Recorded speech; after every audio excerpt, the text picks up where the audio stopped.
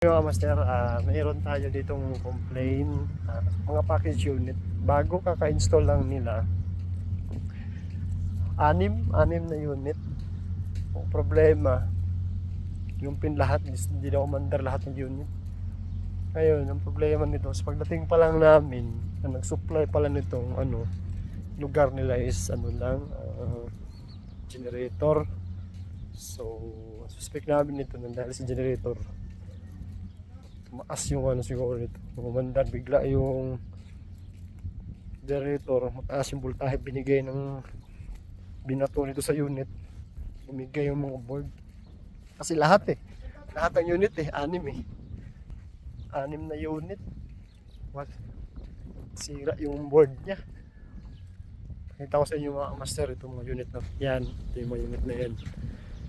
Bukas na kami dun sa isa, bukas tayo ulit sa ibang unit kasi nabuksan namin yung isang unit na dead yung board niya, walang display, wala talaga, kahit may supply naman siya, may kuryente naman, may voltahe, pero walang display yung yung board. Sabihin din, yun ang suspect namin, yung generator niya. Kasi share ko lang mga mas, kasi siyempre baka maka-encounter din kayo lalo pag mag-install kayo.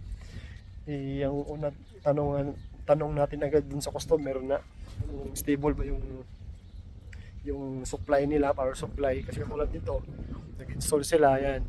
Problema nila ngayon kasi kinomplain agad ng may-ari na lahat ng kinabit nilang unit sira, hindi umandar. So, buksan natin tong isa mga mas. Kasi pangalawang bukas na to master, i-open na-open natin yung control niya.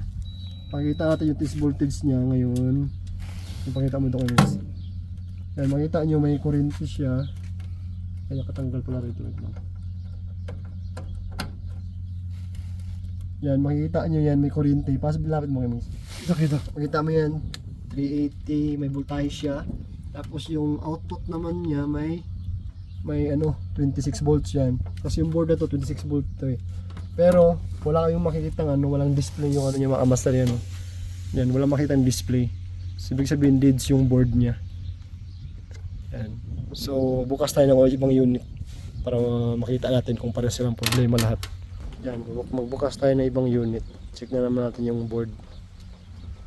So ito mga kamaster yan, nagbukas na naman tayo ng ibang unit.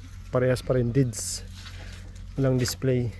Kahit may kuryente naman to, may output siyang nilalabas.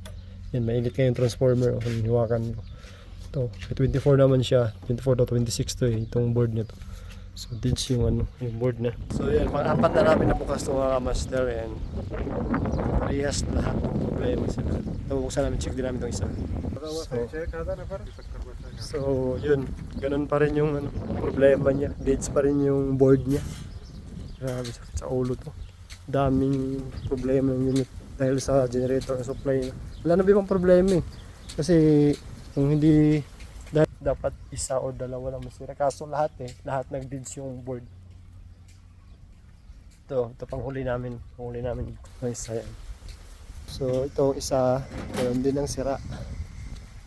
Grabe, daming problema. So yun yung isang nakakamaster yan, nasira din yung board niya. Ito yung power supply niya. Yan, ito yung power supply niya. Dapat kasi nangyari ito kung ito ang gamit nila na generator. Kasi nagpapalit-palit pala ito nag-automatic. Dapat kasi bago mag-start yung isang generator, naka-off din yung mga breaker doon papunta doon sa unit mismo.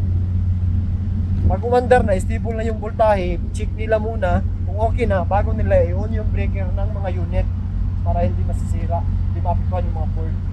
Yan, hindi siya sa safety niya. Yung safety protection ng unit, hindi nadala. Nasira talaga lahat ng board. So yun mga master, pag baka maka-encounter kayo, may install kayong mga ganito na generator lang power supply, i-explain nyo na rin sa customer na na may possibility na ganun mangyayari, masira yung mga board. So yun lang, thank you for watching mga master, ingat lagi.